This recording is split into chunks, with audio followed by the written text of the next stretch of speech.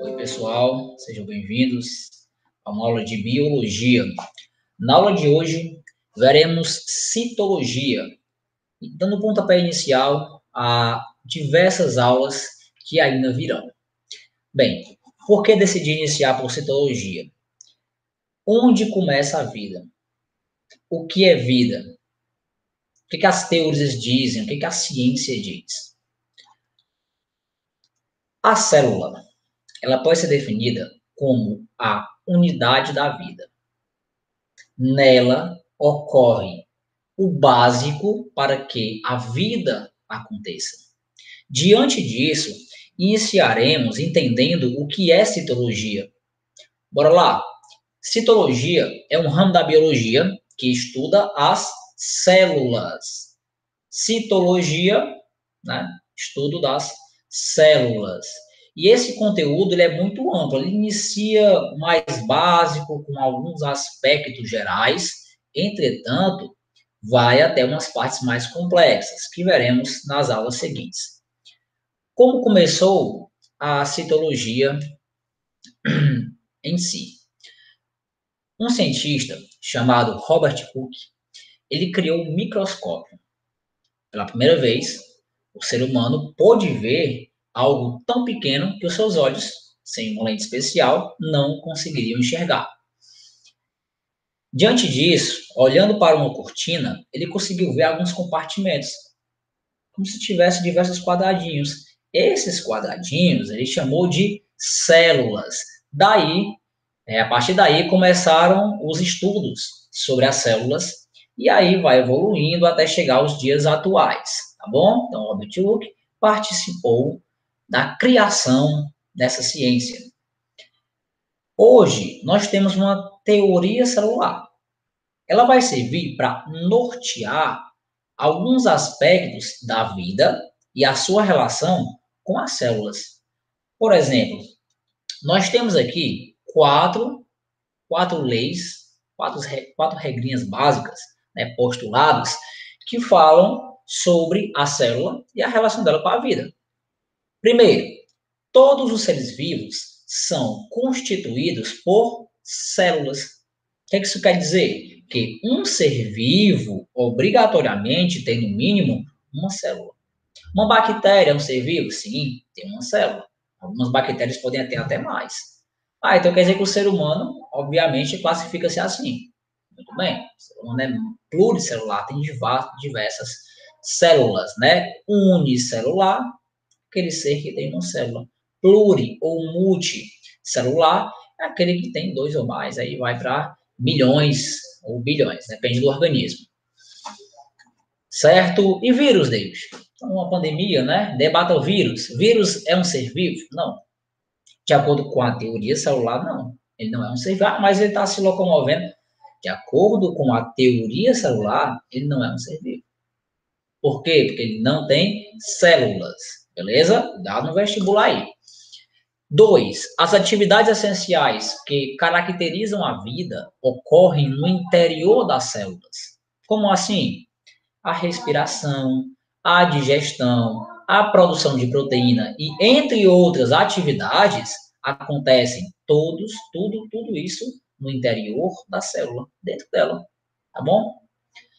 Novas células se formam pela divisão de células pré-existentes através da divisão celular. Em resumo, uma célula só pode existir a partir de outra. Tem que ter uma outra que já existia, tá bom? Que vai dar origem a essa nova célula. Então, David, tem uma célula mãe, uma célula pai que se cruzam e fazem um filho? Não. Uma única célula, ela pode sofrer dois tipos de processos. Pode ser mitose, como também pode ser meiose, tá bom? Posteriormente, vamos analisar esse conteúdo. Mas, em resumo, uma célula se divide em novas células. É um processo, né, uma divisão chamada de divisão binária. Quarto, a célula é a menor unidade da vida. Tá certo? Então, na célula, quando você começar, o que é vida? Vamos analisar aqui, vamos começar a quebrar alguma coisa. Em química, quando começamos a quebrar a matéria, encontramos o átomo. quando começamos a quebrar, entre aspas, a vida orgânica, nós encontramos a célula como a menor unidade da vida, não menor estrutura, porque tem coisas menores que a célula, mas a menor unidade, a menor coisinha que reúne os aspectos gerais de uma vida, para deixar bem claro. Dando prosseguimento, nós temos dois tipos de células básicas, de acordo com a evolução. Inicialmente, surgiram as células procariontes. São células mais antigas que não têm carioteca. Como assim, David? No centro de uma célula existe um núcleo, bem dividido. E isso para células mais recentes. Antigamente, não era assim. Células procariontes, por exemplo, não tinham essa divisão. Essa carioteca que divide o núcleo do resto da célula, não existia em células antigas, são células mais primitivas e mais simples. E o que fica nesse núcleo? Fica o material genético, o DNA, o RNA. E esse material, uma célula procarionte, ele fica meio que bagunçado lá dentro dela, tá bom? Já uma célula eucarionte, ela é mais complexa e mais moderna. Ela tem um núcleo individualizado, uma região específica que ficará responsável por guardar o material genético, tá bom?